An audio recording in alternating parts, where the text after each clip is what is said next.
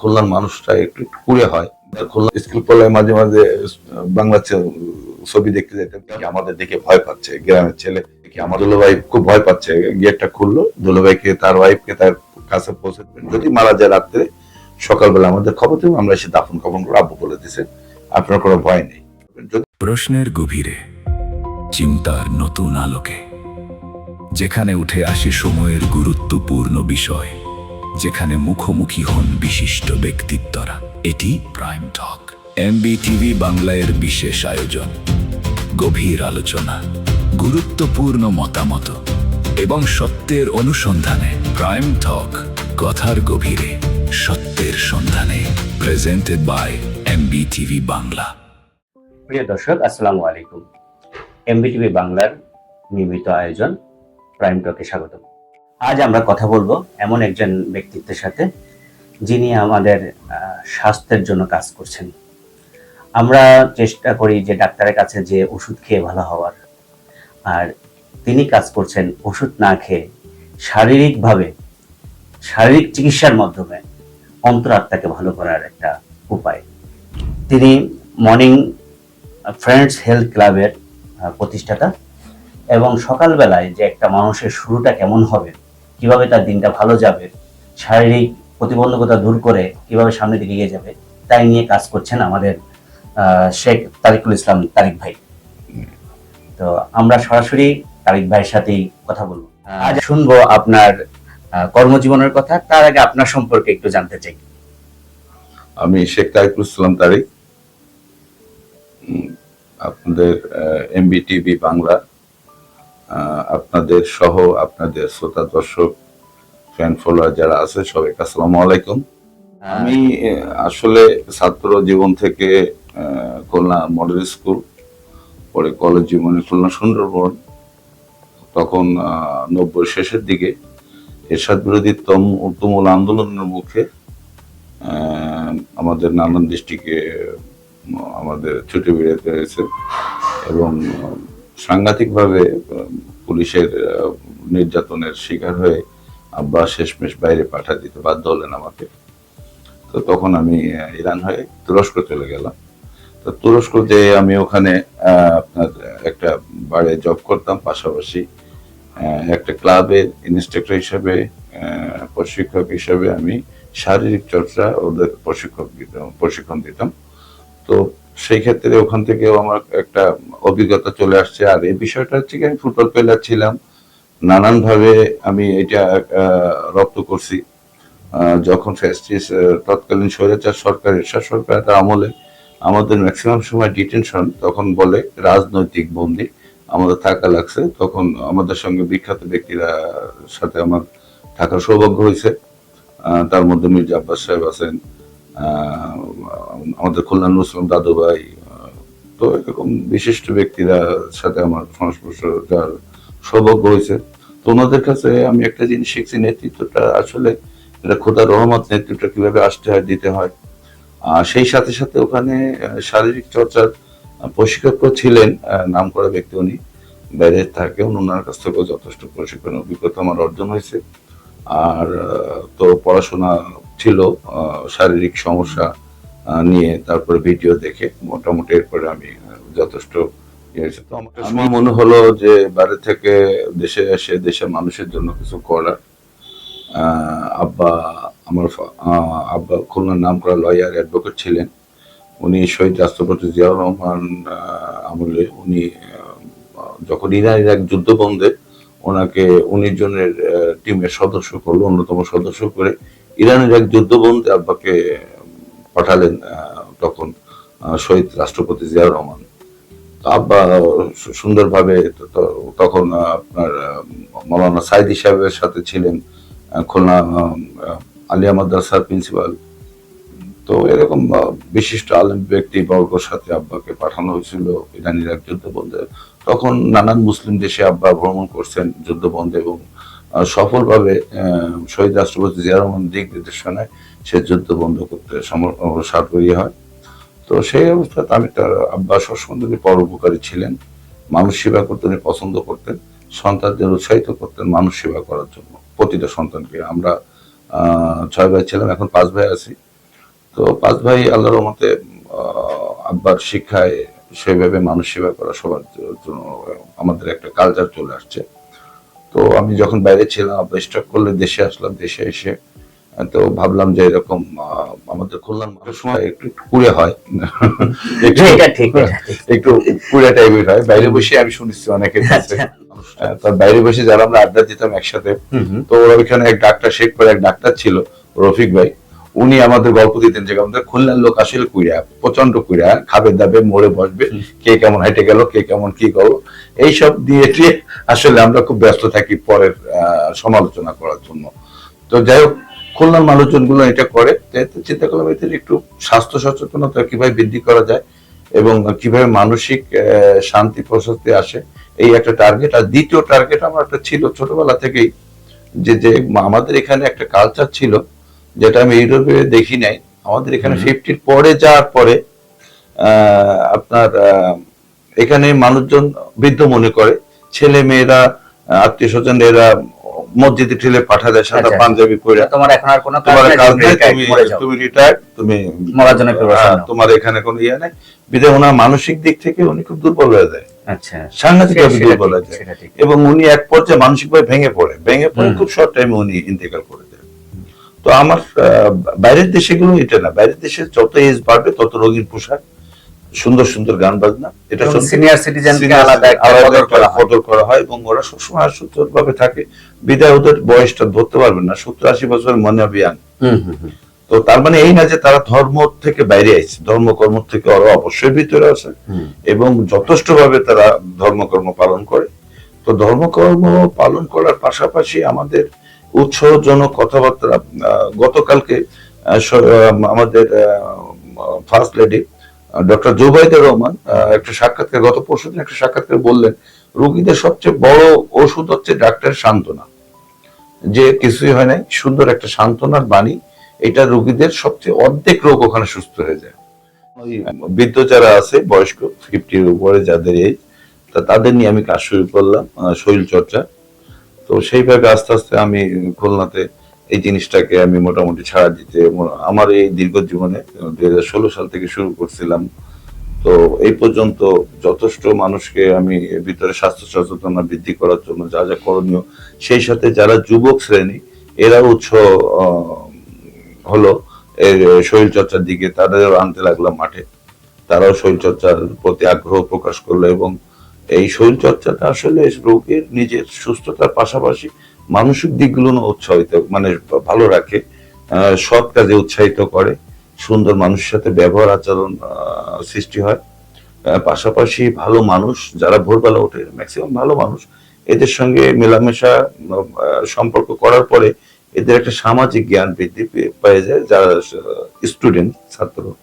তো এখান থেকে আমি মোটামুটি খুব সফল আমি মনে করি, যে যথেষ্ট মানুষকে আমি সুস্থ করতে এবং ভালো রাখতে, আমি যারা 50-র উপরে এজ, 80-90 বছরে আমার স্টুডেন্ট আছে, 70-80 বছর, আমি সবাইকে সুস্থ রাখার জন্য যথেষ্ট ভাবে পালন করে চলেছি। আল্লাহর রহমতে যতদিন বেঁচে থাকবো আমি মানুষকে এইভাবে সেবা করে যাবো। বেশ বর্ণাঢ্য আপনার কর্মজীবন এবং friends club, morning friends club চালুর ইতিহাস শুনলাম, আপনার বাইরের দেশের অভিজ্ঞতা শুনলাম, সেটা আরো পরে যাব। এর আগে আসি যে আপনার ছেলেবেলা কেমন ছিল, কিভাবে কাটাতেন স্কুল, তারপর আপনার দুষ্টুমি গুলো, এগুলো যদি তুলে দেন তাহলে আমাদের বর্তমান জেএনজি প্রজন্মটা একটু শুনতে পারলো। আসলে আমাদের সময়টা খুব মধুর একটা সময় ছিল। তো তখন তো এইসব আপনার ভার্চুয়াল জগৎটা ছিল না, মোবাইলটা ছিল না, আমরা ফুটবল খেলতাম, আমরা ইলেকট্রিসিটিও এভাবে অ্যাভেলেবল ছিল না, তো আমরা খুব মজা করতাম, গাছের থেকে রস চুরি করে খাওয়াটা আরো মজা ছিল। তো বন্ধুরা সবাই মিলে একসাথে পড়াশোনার পাশাপাশি পড়াশোনা ঠিক রেখে এগুলো করতাম। তো আমরা এইভাবে আমরা আনন্দ উপভোগ করতাম। পারস্পরিক সম্পর্ক, একে অপরের পরিবারের সাথে একটু কেউ ভালো রান্নলো, আমরা সাথে সাথে আর একটা বাটি, আমার মা পাঠা দিচ্ছে, আম্মা পাঠা দিচ্ছে, যা ওই বাড়িটা দিয়ে আসো। এখনকার দিনে সেটা দেখা যায় না টোটালি।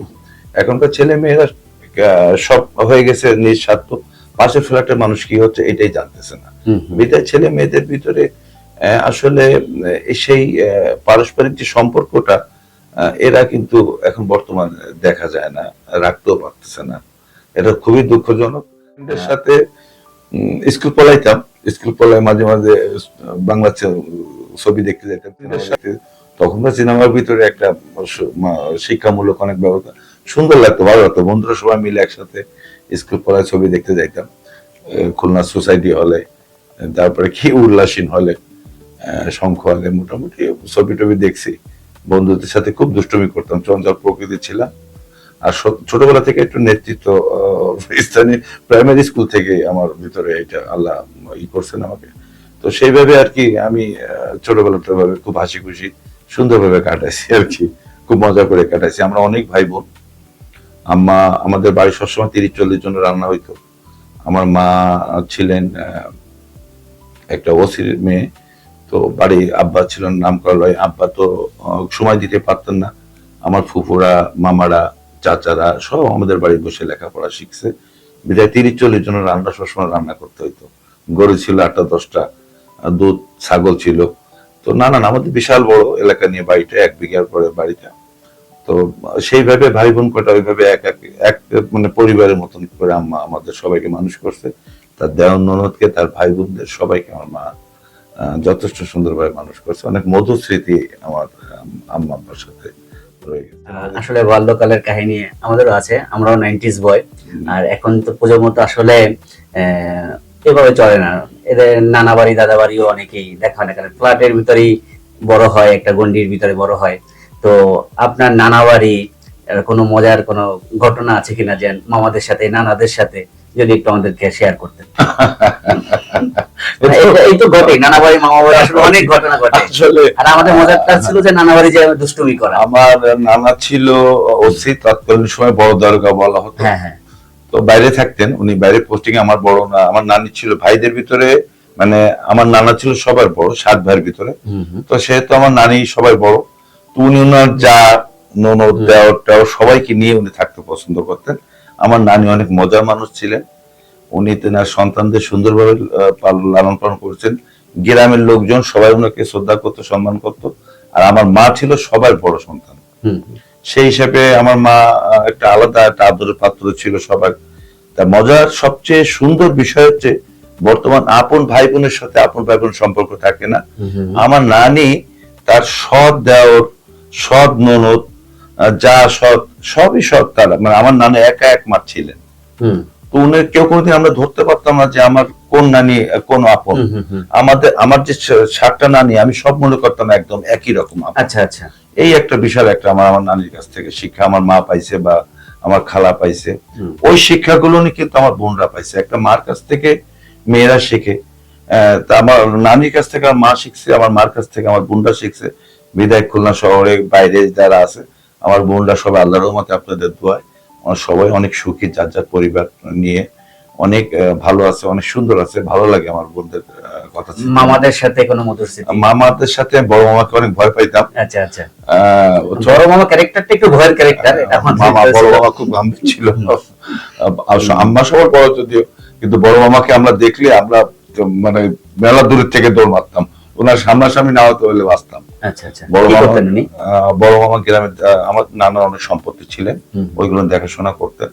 নানা বাড়িটা কোন এলাকায়? তেরোখদা, আপনার ফিলপনগর গ্রাম। আচ্ছা আচ্ছা। তেরোখদা উপজেলা, খুলনার ভিতরে নানা বাড়ি। আর নদীর উপর হচ্ছে আমাদের নিজেদের গ্রামের বাড়ি আটলিয়া।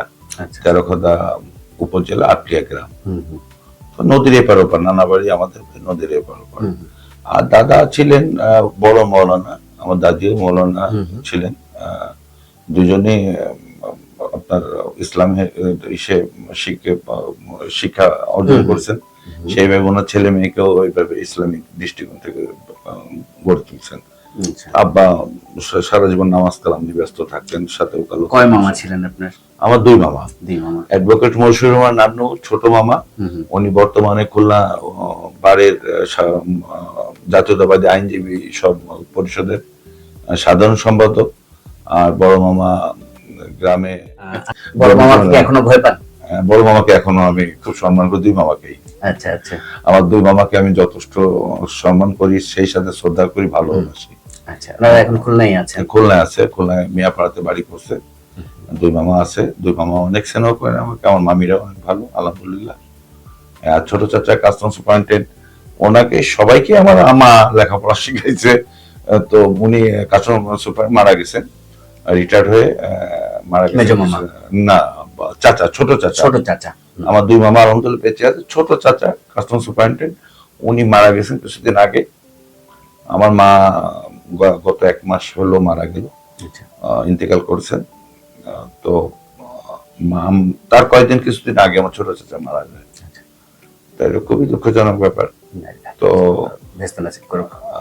এই অবস্থা। আমার মা কিন্তু তার দেওয়ার ননদ ভাই বোন কাউকে কখনো সব সুন্দরভাবে সবাইকে লালন পালন করেছে, মেয়েদের শিক্ষা দীক্ষা। মামা বাড়ির নানা বাড়ির কাহিনী শুনলাম, মামাদের উদ্দেশ্যে এখন যদি বলতে বলা হয় কি বলবেন বড় মামার উদ্দেশ্যে? আই লাভ ইউ মামা। বড় মামাকে অনেক অনেক ভালোবাসি, আমার দুই মামাকে ভালোবাসি, অনেক সম্মান করি। আমার বড় মামা আমার জন্য, আমাদের জন্য, আমাদের সব ভাই বোনের জন্য বড় মামা ছোট মামার অনেক অবদান। এই অবদান আমরা কখনো কোনোদিন কোনো ভাই বোন বলবো না। মামা আপনি শুনছেন, আশা করি একদিন আপনি আমাদের অতিথি হয়ে আসবেন, তখন মামা ভাই না একসঙ্গে আমরা একটা এপিসোড করব। বর্তমান সমাজে আসলে যদিও বলা হয় সোশ্যাল মিডিয়ার যুগ, কিন্তু আমার কাছে কেন মনে হচ্ছে আমরা এই সোশ্যাল মিডিয়ার যুগে গৃহবন্দী হয়ে যাচ্ছি। একাকিত্বকে উপভোগ করতে যে পারস্পরিক যে সম্পর্কটা সেটা বিচ্ছিন্ন হয়ে যাচ্ছে। এমনকি স্বামী স্ত্রীর ভিতরে দূরত্ব তৈরি, একই বেডে একই বিছানায় কিংবা একই খাটে থাকার পরেও দুইজন দুই রাজ্যে ঘোরাফেরা করে। তো এই ক্ষেত্রে থেকে আপনার সাথে অনেক অফ ক্যামেরায় কথা হচ্ছিল যে বর্তমানে বাংলাদেশে এবং পুরো বিশ্বে ডিভোর্সের একটা সংখ্যা বেড়ে যাচ্ছে। তো এই ব্যাপারটা আপনি আমাদের দর্শকদের উদ্দেশ্যে একটু বলেন যে এটা আসলে কেন হচ্ছে? এটা আসলে পারিবারিক শিক্ষা মূল, দ্বিতীয়ত আমাদের মোবাইলটা, এই টাচ মোবাইল আসার পরে, অনলাইন আসার পরে মেয়েরা আসক্ত হয়ে পড়তেছে। বললাম যে একটা উপজেলায় 8,500 ডিভোর্স, মানে তালাক হয়েছে 8,500, আর আপনার 5,000 হয়েছে বিয়া। 5,000 বিয়ে, 8,500 তালাক। এটা খুবই দুঃখজনক ঘটনা, খুবই দুঃখজনক বেদনাদায়ক ঘটনা। এর মূল কারণ হচ্ছে 3টে কারণ আমার মনে হয়। এটা আমার ক্ষুদ্র ভাষা যেটা বলবো, এটার জন্য মেন দায়ী আমাদের ধর্ম, মানে ধর্ম থেকে বেরোয় আসা। ইসলামিক বলেন যে ধর্মকর্ম যে যা করে তার থেকে আমরা মুখ ফিরিয়ে নিয়ে আসি অনলাইনের দিকে ঝুঁকে পড়া। আর মেয়েদের ভিতরে 3টা জিনিস, মূল 3টা কারণের জন্য এই সংসার ভাঙার মূল 3টা কারণ। সেই 3টা কারণ হচ্ছে আপনার, 1 নম্বর হচ্ছে মেয়ের মা বোন যদি থাকে বাড়িতে তাদের কুপরামর্শ, 2 নম্বর হচ্ছে অতিরিক্ত লোভ, 3 নম্বর হচ্ছে জেদ। এই 3টি কারণের জন্য মেয়েদের সংসার ধ্বংস হচ্ছে। তো সেই ক্ষেত্রে আমার ভাষ্য হচ্ছে তাহলে বিয়ে করার দরকারটা কি? একটা পুরুষকে, একটা জীবনকে, একটা ফ্যামিলিকে, একটা পুরো পরিবারকে জীবন্ত লাশ বানাই দিয়ে তাহলে তো বিয়ে করার দরকার হইতো না। তাহলে তো যে সারা জীবনই বাড়ি পড়ে থাকতো, এটাই বেটার ছিল। তো আমি বলবো সব মা বোনরা, ভাই যারা আছেন, তাদের সন্তানদের সঠিকভাবে গড়ে তুলুন। এটা কোনো লাইফ না, এটা কোনো জীবন না। একটা সময় যে মেয়েরা খুব অসহায় বোধ করবে এবং তাদের আশ্রয় হবে সে জীবনের বৃদ্ধাশ্রম। এটাই দেখে আসতেছে, বর্তমানে দেখা যাচ্ছে বেশি। যে কয়েকদিন আগে একটা মারা গেছেন এক বৃদ্ধা, 3টে সন্তান, খুলনা ঢাকা বিশ্ববিদ্যালয়ের শিক্ষক, যে আপনারা সবাই জানেন, একজন সচিব, তার মারা গেছে, লাস্টটা পর্যন্ত তারা কেউ জানে না। এগুলো দেখা যাচ্ছে অহরহ, আমরা দেখতেছি মার গায়ে হাত তুলতেছে, বাপের গায়ে হাত তুলতেছে। এগুলো অ্যাকচুয়ালি এইসব কারণের জন্য। তো আমি প্রতিটা মাকে বলবো তার সন্তানকে, বিশেষ করে তার মেয়ে সন্তান ও ছেলে সন্তান, তাদেরকে প্রশ্রয় আশ্রয় দিবেন না। তাতে এতে আপনার মেয়ের জীবনটা আপনি নিজেই নষ্ট করে ফেলাচ্ছেন। ব্যাপারটা আসলে একটা কথা আমরা চলছিল যে তালাকের ব্যাপারটা, ইসলামেও কিন্তু সবচেয়ে অপ্রিয় একটা হালাল হলো তালাক। মানে হালাল করা হয়েছে কিন্তু এটা সম্পূর্ণ অপ্রিয়। মানে এটা না পারত পক্ষে যাতে এটা না করা হয়, এবং এক কোথাও যাতে দেওয়া হয় তার জন্য 1, 2, 3 তালাকের পর্যন্ত অপশন দিয়ে রাখা হয়েছে যাতে বুঝে আবার রিকভার করতে পারে। তো আমরা চাইবো যে আমাদের আরো ধর্মীয় জ্ঞান অর্জন করব, এবং মা যারা আছে, মায়ের জাতি যারা আছে, আপনারাও চিন্তা করবেন যেন একটা সংসার ভেঙে গেল কিন্তু ভেঙেই গেল, সেটা জোড়া লাগানো যায় না। তো এই ক্ষেত্রে আমরা আরো সহিংস হব, আরো সামাজিক হব।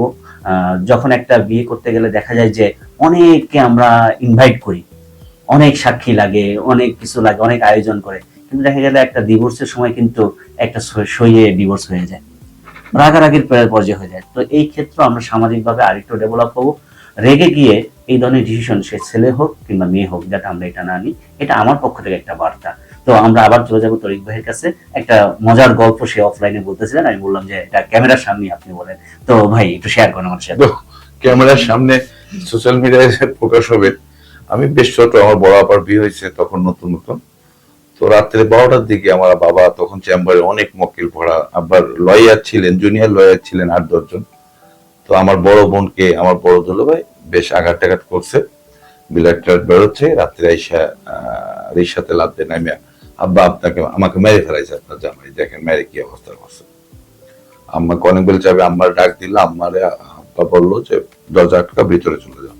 আম্মার সাথে সাথে দরজা আটকাই দিল। আমাকে আমার বড় ভাইকে আমার ভালো করে মনে আছে ডাক দিলেন, তুমি ওখান থেকে ঘরে ঢুকবা না, ঠিক ওই সিঁড়ির বারান্দায় ওইখানে থাকো।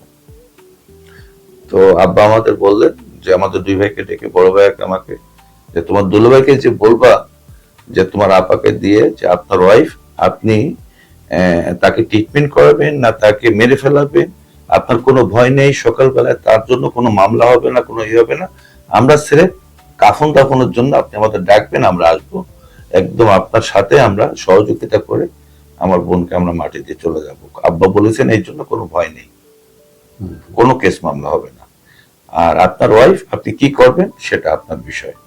আব্বা বলে দিলেন। আব্বা আপনি আমার এমন কথা বলতেন, আব্বা গেট আউট, একটা কথা বললেন, আব্বার কোনো কথা বললেন না। আমাকে আমার বড় ভাইকে আর আমাকে এই আদেশটা দিলেন। আমার বড় ভাই এখনো বেঁচে আছে, আপার দুই ছেলে বলতেছি, একটা ইঞ্জিনিয়ার বুয়েট থেকে বেরোয়েছে, আর একজন খুলনা বিশ্ববিদ্যালয়ের খণ্ডকালীন শিক্ষক, দুই ছেলে আলহামদুলিল্লাহ। আপা অনেক হ্যাপি, হাজি হস্ট করে আসছেন। তা বড় আপাকে আমরা নিয়ে গেলাম দুলাভাইয়ের কাছে, যে দুলাভাই আমাদের দেখে ভয় পাচ্ছে, গ্রামের ছেলে, উনি প্রফেসর, দুলাভাই সুন্দরবন কলেজের প্রফেসর ছিলেন, কাবি সাহেব। তো দুলাভাই খুব ভয় পাচ্ছে, গেটটা খুললো, দুলাভাইকে তার ওয়াইফকে তার কাছে পৌঁছে দিলাম, এই যে আপনার ওয়াইফ, আপনি মেরে ফেলাবেন, হাসপাতালে নেবেন, কি করবেন, যদি মারা যায় রাত্রে সকালবেলা আমাদের খবর দেবেন, আমরা এসে দাফন কাফন করে, আব্বু বলে দিয়েছেন আপনার কোনো ভয় নেই বলে আমার আসলাম। দুলাভাই সাথে সাথে মেডিকেল নিয়ে গেল। তা আমি যেটা বলতেছি, এর মূল উদ্দেশ্য হচ্ছে আব্বা কি শিক্ষা আমাদের দিলেন এর ভিতরে। তার মেয়েকে আব্বা ডিভোর্স করাতে চাননি, তার মেয়েকে উৎসাহ দেন নাই যে এর প্রতিবাদ করো, যাই হোক না কেন, স্বামী স্ত্রী এক জায়গায় থাকতে গেলে গন্ডগোল ফাঁসা তবেই, এটা তো নিজেদের মধ্যে আবার 2-3 দিন করে মীমাংসা হয়েছে। হয়তো সাল্লাল্লাহু আলাইহি ওয়াসাল্লামের কাছে কোন সাহাবারা যখন আসতেন যে এইসব বিষয় নিয়ে, উনি কিন্তু একবারে কোনো সময় বলতেন না যে ডিভোর্স হয়ে তোমরা আলাদা হয়ে যাও, আলাদা। উনি সময় দিতেন, 1 মাস 2 মাস 15 দিন 7 দিন সময় দিতেন, যে আলাদা আলাদা তোমরা কথা বলো না, একসাথে মিলে যাইতে পারে। আমার আব্বাস ঠিক সেই কাজটা করছেন। এখন আমার বড় পাড়া আলহামদুলিল্লাহ আল্লাহর কাছে অশেষ রহমত, বিশাল বাড়ি শেখ পাড়ায়, কোটি কোটি টাকার মালিক, আপা হজ করে আসছেন, 2 ছেলে, তার 2 ছেলে সমাজে খুব প্রতিষ্ঠিত। তো আমার প্রতিটা বোনই কিন্তু সমাজে প্রতিষ্ঠিত, এবং তারা খুবই ভালো আছে এবং সুখে আছে তাদের ছেলে মেয়ে নিয়ে। এটা আমি গর্ববোধ করি, আমার প্রতিটা বোনকে নিয়ে আমি নিজেই গর্ববোধ করি। আমার চাচাতো বোন, মামাতো বোন, ফুফাতো বোন, খালাতো বোন, যারা যেখানে আছে সব ভালো অবস্থানে, সব সুন্দর অবস্থানে, এবং সবাই সুখে আছে, ভালো আছে। কোন বোন আমাকে কোনো সময় কিন্তু বলে নাই যে আমি খারাপ আছি, আমার এই সমস্যা হচ্ছে। এটা আমার মেন হচ্ছে আমাদের পারিবারিক শিক্ষার কারণে। আসলে আগে বলা হতো যে লাল শাড়িতে ঢুকো, সাদা শাড়িতে বের হওয়া, এক কাপড়ে ঢুকে এক কাপড়ে বের হওয়া, যার কারণে আসলে অনেক ধরনের ছোট ছোট ব্যাপারগুলো কিন্তু মানিয়ে চলা হতো শ্বশুর বাড়ি গিয়ে। তো এখন কিন্তু দেখেছি আমাদের সমাজে অনেকেই ডাইরেক্ট বলে ভালো না লাগলে ডিভোর্স দিয়ে দেয়। তো এই কথাটা আমরা আরো একটু সংযত হব। হ্যাঁ, দেওয়া হবে যখন দেখা যাবে একদম কোনো উপায় নেই, তখন আমরা ব্যাপারটা গ্রহণ করব। তো তার আগে আমরা সবাই চেষ্টা করব যাতে একটা সম্পর্ক টিকে থাকে। একটা সম্পর্ক শুধু তো একটা স্বামী স্ত্রী চলে, একটা সম্পর্ক টিকে থাকে। একটা সম্পর্কতে আসলে একটা ছেলে কিংবা একটা মেয়ের না, এখানে কয়েকটা ফ্যামিলি, তারপর আরেকটা প্রজন্ম তৈরি হবে। তো সেখানে আমরা যতটুকু পারি সহিংস হব, এবং এই ব্যাপারগুলো আমরা চাইবো যে সামাজিকভাবে মিটিয়ে ফেলে সম্পর্কটা যেন দীর্ঘস্থায়ী হয়। মর্নিং ফ্রেন্ডস হেলথ ক্লাব কনসেপ্টটা খুবই প্রয়োজনীয় একটা কনসেপ্ট। তো এটা আপনার মাথায় কিভাবে আসলো যে এটা করব? একটু শুনেছি আমরা, আবার একটু শুনবো, এবং কবে থেকে এটা শুরু করলেন? ধন্যবাদ আপনাকে। এটা 2015-16 সাল থেকে শুরু করছি। প্রথমে কয়েকটা ছেলে নিয়ে আর বয়স্কদের নিয়ে, পরে আস্তে আস্তে প্রসার করতে লাগলো। আসলে তো এটার পরে আমি যেটা বলবো যে আমরা বিগত দিনে যা দেখে আসছি, একটা দেশকে ধ্বংস করার জন্য মিসাইল মারার দরকার নেই। এটা আমার যা দৃষ্টিকোণ থেকে আমি বলতেছি, মিসাইল মারার, প্লেন থেকে বোম্বিং করার, ক্ষেপণাস্ত্র মারার দরকার হয় না। সাম্রাজ্যবাদীরা সবসময়ের জন্য একটা দেশকে কব্জা করার জন্য তাদের মেধাগুলোকে ধ্বংস করে দেয় প্রথমত। দ্বিতীয়ত তাদের ভিতরে শিক্ষার মান কমায় দেয়। তৃতীয়ত আপনার এখানে আসে তাদের ভিতরে নানান ঝামেলা তৈরি সৃষ্টি করে রাখে, পরে আস্তে আস্তে ওই দেশটা সেই ছোট দেশকে গ্রাস করে সাম্রাজ্যবাদীরা। তো বিগত 17 বছর আমাদের সাম্রাজ্যবাদী একটা দেশ, আমরা যেহেতু খুব ছোট্ট একটা দেশ, এখানে খুব সূক্ষ্ম পরিকল্পনায় মাদক বিস্তার করে দিছে, যেটাকে স্কুল কলেজ পর্যায়ে, কলেজ থেকে ভার্সিটি পর্যায়ে সমস্ত জায়গায় মাদকটাকে সয়লাভ করে দিছে। প্রথমত এখানে শিক্ষার মানদণ্ড কমাই দিছে, অটো পাস করাই দিছে। একটা দেশকে ধ্বংস করার জন্য তার প্রথমে ধ্বংস করতে হয় মেধা। এখানে মিসাইলের কোনো প্রয়োজন হয় না। খুব সূক্ষ্মভাবে আমাদের দেশটাকে আপনার বুদ্ধিশূন্য করার জন্য, এখানে বৈজ্ঞানিক যাতে না হয়, এখানে বুদ্ধিজীবী জন্য না হয়, এখানে দেশের উন্নয়নের জন্য ছেলেপেলে নতুন করে না হয়, মোবাইল জুয়া গুলো ঢোকাই দিছে। অনলাইন জুয়া যেটাকে বলে, যেটাকে সর্বনাশ করে দিছে। এই অনলাইন জুয়া, মাদক, এগুলো একটা ছেলেকে, একটা মেয়েকে ধ্বংস শুরু করে না, সেই সাথে তার পরিবার, টোটাল সমাজকে আপনার ধ্বংস করে দিচ্ছে এই নেশা একটা। তো এইগুলো হচ্ছে সূক্ষ্ম পরিকল্পনা, দীর্ঘ মেয়াদী একটা পরিকল্পনা এগুলো হয়েছে। বর্তমান সরকারের সবচেয়ে ভালো দিক হচ্ছে আমাদের মাননীয় প্রধানমন্ত্রী জনাব তারেক রহমান, ইনি এই মাদক এবং অনলাইন জুয়াটাকে খুব শক্ত হাতে উনি লাগাম টেনে ধরছেন। উনি কিন্তু কাউকে ছাড় দিচ্ছেন না। তো এখন অনেকে আমরা দেখতে পাই যে এটা আমরা সহজে আমাদের দৃশ্যমান হচ্ছে না। তা 17 বছরে যে বীজ বলন করা হয়েছে বাংলাদেশের ভিতরে, সেইখান থেকে বাইরে আসতে গেলে 18 কোটি মানুষের ভিতর থেকে তো সময়ের প্রয়োজন। তারেক রহমানকে, জনাব মাননীয় প্রধানমন্ত্রীকে সময় দিন। আপনারা কিছুদিন দেখেন, আপনি ভিয়েতনামে যুদ্ধ করছে, ভিয়েতনামের সাথে যুদ্ধ হয়েছে সে আজ থেকে 40 বছর আগে আমেরিকার সাথে। সেখানে যে বোম্বিং করা হয়েছে, যেখানে যে মাইন পোতা হয়েছে, সে মাইন আজও পরিষ্কার করতেছে, সে মাইন এখনো সেই অপসারণ করতেছে। তো এত বছর, 40 বছর, আমাদের তো 17 বছর ধরে এখানে বীজ বপন করা হয়েছে আমাদের যুব সমাজকে ধ্বংস করার জন্য। তো এখান থেকে আমরা বাইরে আসতে গেলে সময়ের প্রয়োজন, যেটাকে মাননীয় প্রধানমন্ত্রী শক্তভাবে তার নিজ দলের পর থেকে আগে শুরু করছেন। এবং আপনি লক্ষ্য করছেন প্রতিটা মন্ত্রী এমপিদের উনি কড়া নির্দেশনা যে মাদক, জুয়া, মোবাইল, অনলাইন জুয়া, এগুলো থেকে আপনার বিরত রাখার জন্য উনি সবসময় জন্য কাজ করে যাচ্ছেন। একটা দেশের গার্জিয়ান যদি সকাল 9টা অফিসে আসতে পারেন, তাহলে একটা কর্মচারী তো চিন্তা করবে যে আমার দেশের প্রধান সকাল 9টা অফিসে আসতেছেন এবং উনি খুব কম ব্যয়। প্রধানমন্ত্রী শিশুদের পড়াশোনার পাশাপাশি খেলাধুলাতে উৎসাহ দিচ্ছেন, প্রতিনিয়ত উৎসাহ দিচ্ছেন। এর জন্য আলাদা বাজেট নির্ধারণ করেছেন এবং সংসদে পাশ হয়েছে মাদকের যারা ব্যবসা করে তাদের মৃত্যুদণ্ড সর্বোচ্চ, যারা এই মাদক বিক্রি করে, যারা অনলাইন জুয়া খেলে, সর্বোচ্চ শাস্তি, সর্বনিম্ন কঠোর হস্তে উনি লাগাম টেনে ধরছেন। সময়ের প্রয়োজন, ঠিক হয়ে যাবে। দুর্নীতি, বাংলাদেশটা আমাদের রঙে রঙে দুর্নীতি ঢুকে গেছে। দুর্নীতি থেকে বেরো আসতে গেলে, একটা দেশকে বেরো আনতে গেলে একটু সময়ের প্রয়োজন, যেহেতু দীর্ঘদিন ধরে দুর্নীতিগুলো হয়ে আসছে। আর 18 কোটি মানুষের ভিতরে, বিএনপির ভিতরে একটা বিএনপি বড় দল, বাংলা জাতীয়তাবাদী বিএনপি অনেক বড় দল, এখানে ভালো মন্দ সব মিলাই মানুষ এখানে থাকে। তো বিএনপি দলটা আসলে এখানে খারাপ লোক যে নাই তা বলবো না, তো ভালো সংখ্যাটাই বেশি, ভালো মন্দ বেশি মিলে আমাদের সমাজ ব্যবস্থা। ইনশাল্লাহ যারা এখনো একটু এদিকে ওদিকে আছে, এরা ঠিক হয়ে যাবে। আগামীতে আমাদের প্রাইম মিনিস্টার যদি ঠিক মানে সুন্দরভাবে পরিচালনা করতে পারেন, তিনাকে দেখে তো আমরা শিক্ষা গ্রহণ করতে পারি বিদায় আল্লাহর রহমতে আমার মনে হয় সবাই ঠিক হয়ে যাবেন, যারা এখনো বেপথে বেলাইনে আছেন। যারা সৎ মানুষদের উনি নিয়ে আসতেছেন সামনে। শহীদ রাষ্ট্রপতি জিয়াউর রহমান সাহেব, আল্লাহ ওনার সাথে আমার হ্যান্ডশেক করার তৌফিক দান করেছেন। তো উনি কি করতেন, সারা বাংলাদেশের ডিজিএফ এর মাধ্যমে ভালো লোকগুলোকে উনি বাঁচতেন, এবং উনি নিজে ফোন করতেন, অনেক সময় নিজে চলে যাইতেন। এইরকম ভাবে ভালো লোকগুলোকে উনি রাজনীতিতে নিয়ে আসতেন, যারা সমাজসেবক, সমাজসেবা মূলক কর্মকাণ্ড করতেন, নিজের জায়গা জমি বিক্রি করে দিয়া। এই টাইপের লোকজন জিয়া রহমান সাহেব, যার মৃত্যুর পরে একটা সুটকেস ছাড়া আর কিছুই পাওয়া যায় না, একটা সেরা গেঞ্জি ছাড়া। তিনার সন্তান জনাব তারেক রহমান। অবশ্যই আমরা তিনার কাছে দেশের মানুষ অনেক কিছু আশা করে, এবং আমরা ভাগ্যবান, বলা চলে ভাগ্যবান একটা দেশ, যে আমরা এখনো আল্লাহর রহমতে সময় আসে নাই, তবে আমরা মালয়েশিয়া মহাতির মোহাম্মদের কথা স্মরণ করতে পারি। আমাদের মাননীয় প্রধানমন্ত্রীকে দেখে একটা দিন বাংলাদেশকে অবশ্যই উন্নত দেশে নিয়ে যাবে, এটা আশা করি। যদি আমরা সকল মিলে যদি বাংলাদেশে 18 কোটি মানুষ মিলে যদি তাকে সহযোগিতা করি, আজকে যারা মাদকের জন্য সাহায্য করতেছেন, যারা চাঁদাবাদে উৎসাহ দিচ্ছেন, যারা অনলাইনে জুয়া খেলতেছেন, কালকে তার সন্তান, তার আত্মীয় স্বজন যে ওর ভিতর চলে যাবেন, এটা তো বলা যায় না।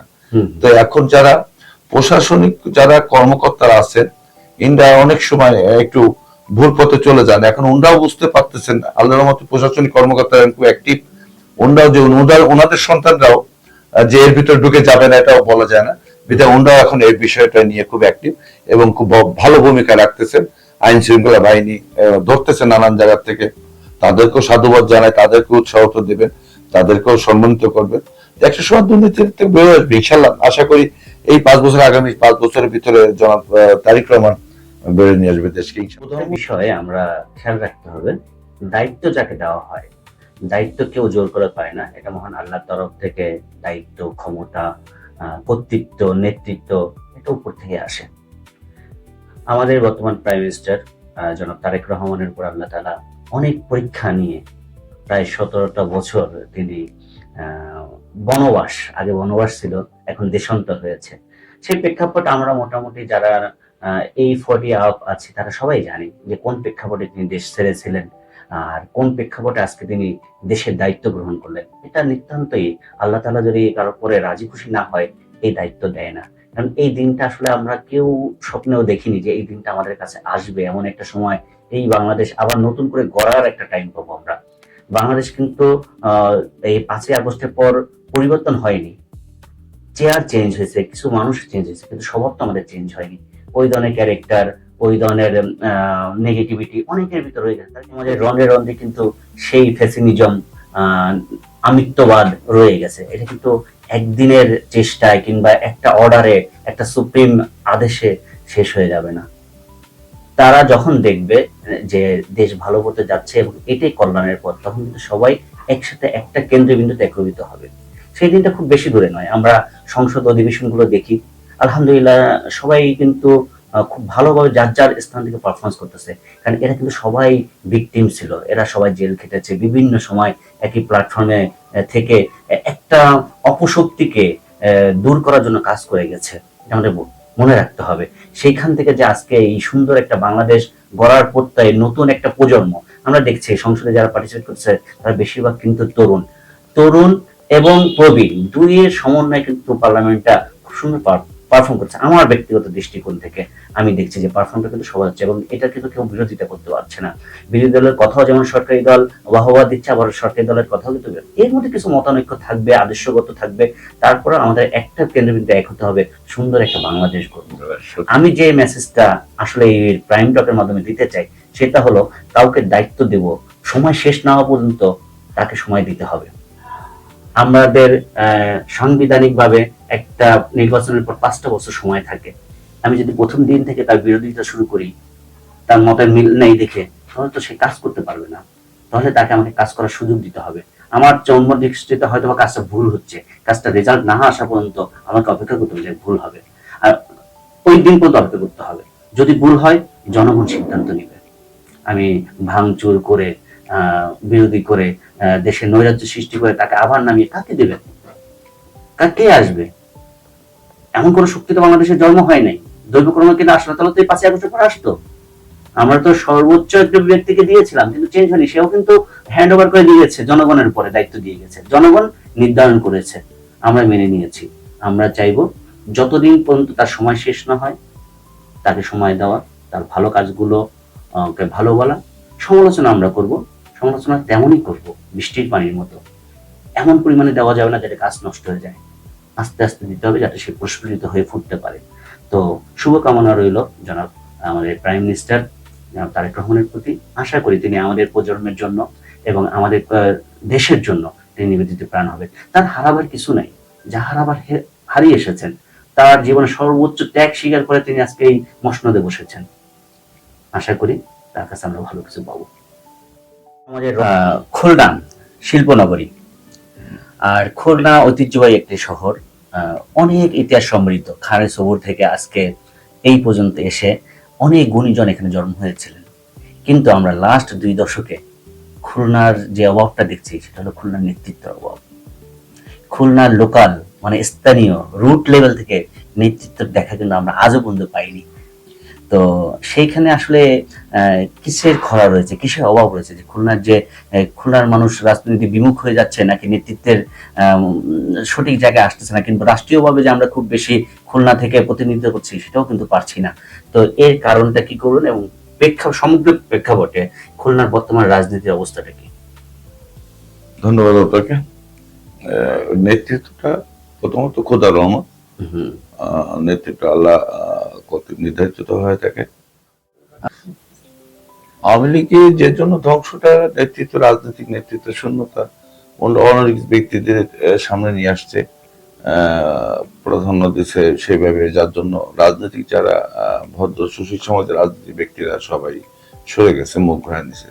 এই একটা কারণ। তো আমি বলবো এই দ্বিতীয় ভুলটা বাংলা জাতীয়বাদী দল করবে না আশা করি, যেহেতু বাংলাদেশের জাতীয়বাদী দল এখন যাদের নিয়ে আসতেছে আমাদের মাননীয় প্রধানমন্ত্রী, তারা সবাই ভালো মানুষ, সবাই সুন্দর মনের মানুষ এবং সৎ মানুষ, উনি তাদের বেছে বেছে নিয়ে আসতেছে। তো খুলনার প্রপারের কথাটা বললেন, তো সেখানে বা জেলা মহানগরের কথাটা বললেন, তো এখানে দেখা গেছে যারা শিক্ষিত, যে আমার আপন ছোট ভাই শেখ কামরান হাসান, ও জেলা ছাত্র দলের প্রেসিডেন্ট ছিলেন 2014 থেকে, এবং কেন্দ্রীয় ছাত্র দলের যুগ্ম সাধারণ সম্পাদক সাবেক। তো এ প্রায় 70-এর উপরে মামলা মকদ্দমা খাইছে, অথচ এই সামাজিক অবস্থানে সে কোনোদিন কাউকে, আমার মনে হয় না যে আমার কোনো ভাই কাউকে একটা গালি দিছে, গায়ে হাত তোলা তো দূরের কথা, অথচ মামলা তার নামে এত হয়ে গেছে। তো আর এক ছোট ভাই অ্যাডভোকেট জুলকার, সিনিয়র সহ সভাপতি ছাত্রদল খুলনা জেলার সাবেক সিনিয়র সভাপতি, তো ও জীবনে সেম।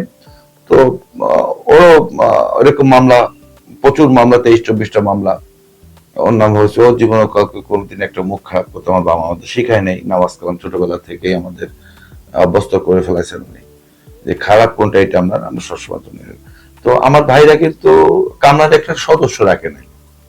তো অথচ অনেক, আমি নাম বলতেছি না, যে অনেক বড় পদে বসানো হয়েছে, যে কোনোদিন একটা জিডি পর্যন্ত খায় নাই, থানার বারান্দায় যায় নাই, একটা প্রোগ্রামে মিছিল মিটিং, এমন এক কোন রাজনৈতিক কোন প্রোগ্রামে, বিএনপি প্রোগ্রামে যায় না, এমন অনেক ব্যক্তি আছে যাদেরকে বর্তমানে পদে নিয়ে আসছে। এতে কি, এতে করে কি হয়, দলের যারা নিবেদিত প্রাণ, যারা ভদ্র, যারা প্রকৃত রাজনীতিবিদ, যারা ঘর থেকে টাকা এনে সংসারের বাজার না করে রাজনৈতিক পিছনে টাকা ব্যয় করেছে, তাদেরকে মূল্যায়ন, সঠিক মূল্যায়ন না করার জন্য দলের মারাত্মক ক্ষতি হয়ে যাবে, চড়া রকম বিমুখ হয়ে যাবে। তো এইটা দলের জন্য অনেক ক্ষতিকর, এটাই মনে করি, আমি ব্যক্তিগত মনে করি। উপরাল্লাহ জানেন, তবে আমাদের মাননীয় প্রধানমন্ত্রী উনি অবশ্যই বিষয়টা দেখবেন। ডিজিএফআই আছে, গোয়েন্দা বাহিনী আছে, ইনাদের দ্বারা খোঁজ খবর নিয়ে মানুষটা কেমন, যেটা শহীদ রাষ্ট্রপতি জিয়া রহমান করতেন, তো তারপরে তাকে পদ পদবি দেওয়া উচিত, বা সেইভাবে তাদেরকে সততার পরে মানুষ সেবা যারা করতে পারে সঠিকভাবে, তাদের আমার মনে হয় পদে নিয়ে আসা উচিত।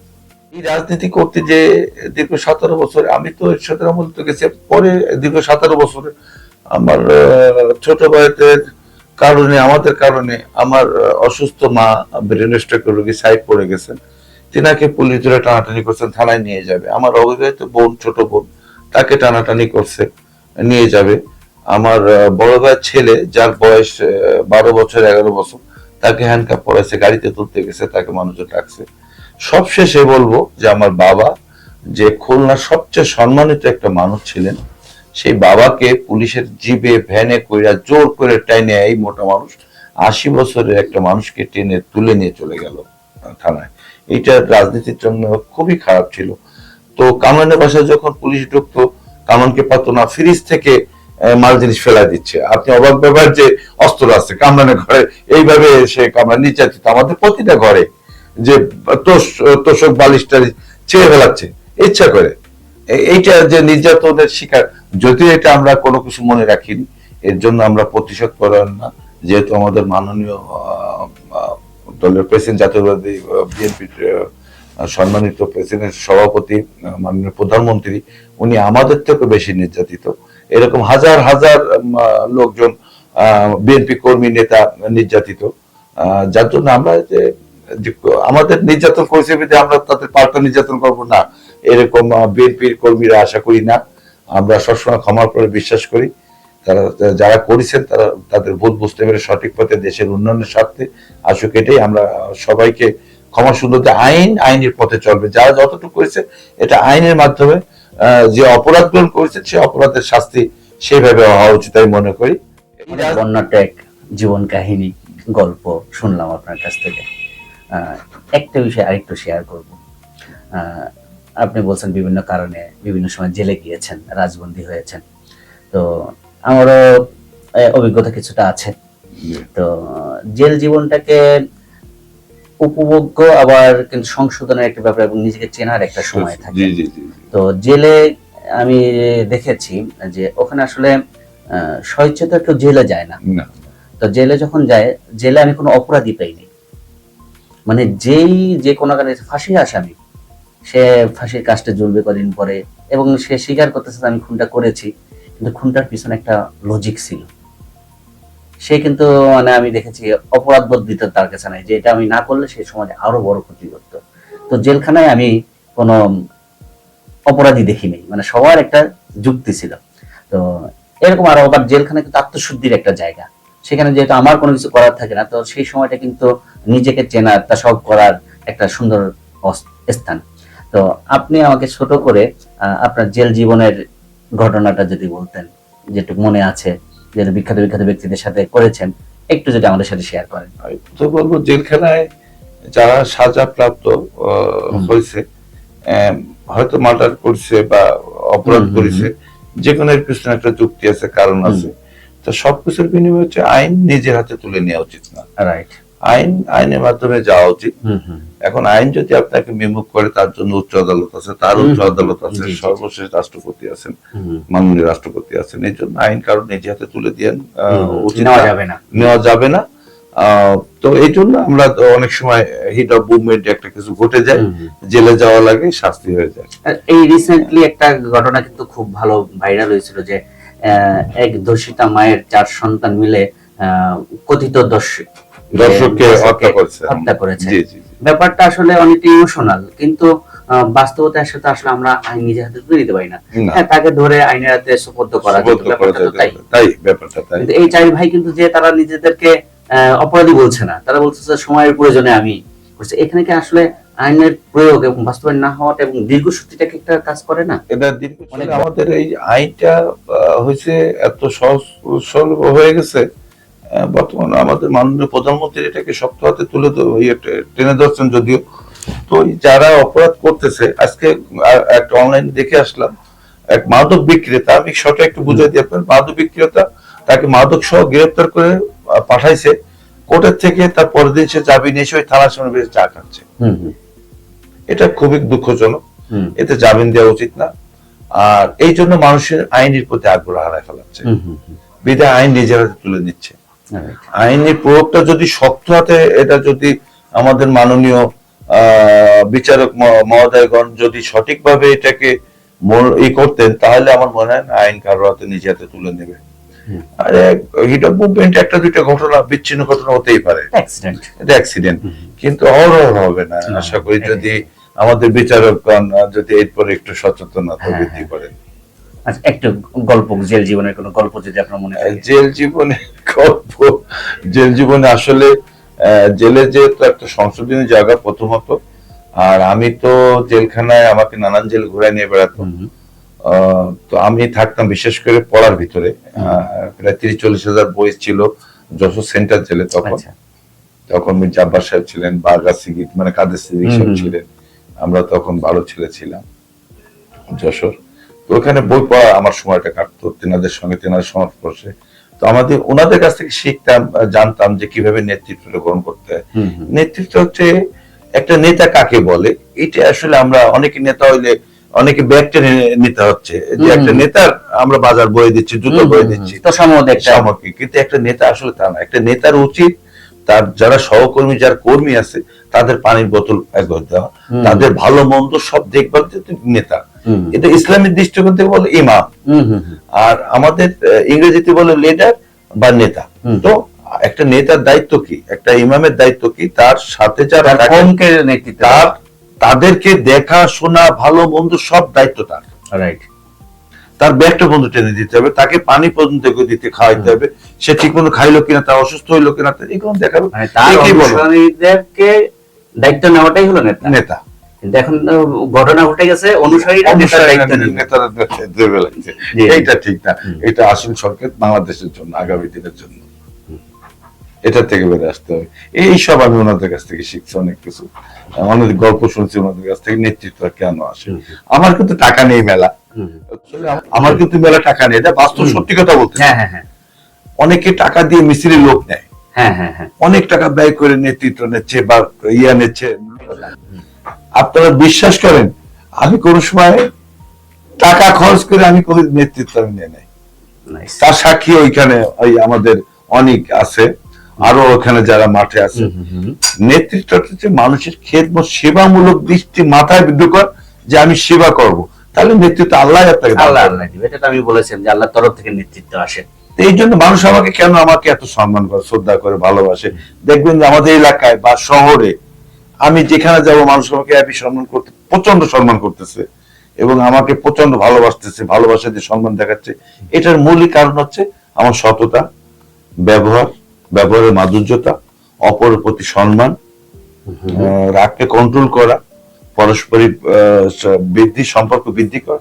এইগুলোর উপরে মানুষ মানুষের সাথে সম্পর্ক সৃষ্টি হয়, এটাই মনে করি। এই জন্য সবার জীবনে, প্রতিটা জীবনে মানুষ উচিত সবার সাথে সবার সম্পর্ক গড়ে তোলা সততার মাধ্যমে এবং পারস্পরিক বোঝাপড়া, ন্যায়সঙ্গত ভাবে সুন্দর সম্পর্ক গড়ে তোলা।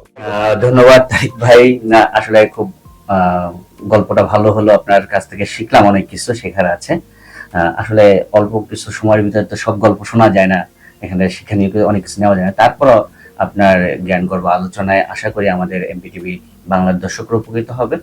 আর প্রিয় দর্শক, আপনারা যারা আমাদের সাথে এতক্ষণ ছিলেন, ধন্যবাদ যত্ন সহকারে কষ্ট করে আমাদের কথাগুলো শোনার জন্য। এখান থেকে যদি আপনাদের কোনো কিছু ভালো লাগে কিংবা খারাপ লাগে অবশ্যই কমেন্টস করে জানাবেন। আর আপনিও কিন্তু চাইলে আগামী প্রাইম টকের অতিথি হয়ে আমাদের সাথে আসতে পারেন। এই বলেই আজকের মতো এখানে শেষ করছি। আল্লাহ হাফেজ। ধন্যবাদ এমটিভি বাংলাকে ধন্যবাদ। আপনারা আমাদের খুলনাবাসীর জন্য খুব ভালো ভালো মানুষদের এখান থেকে নিয়ে আসতেছেন, তাদের সাক্ষাৎকার, তাদের জীবনী, সমাজ ব্যবস্থার উন্নত, এটাতে সর্বশেষ আমাদের পরবর্তী প্রজন্মের জন্য অনেক ভালো ভালো একটা দিক আপনারা নিয়ে আসতেছেন। আপনাদের এর জন্য অনেক অনেক ধন্যবাদ। ধন্যবাদ।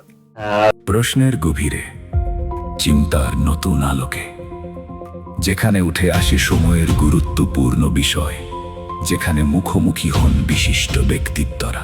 এটি প্রাইম টক, এমবিটিভি বাংলার বিশেষ আয়োজন।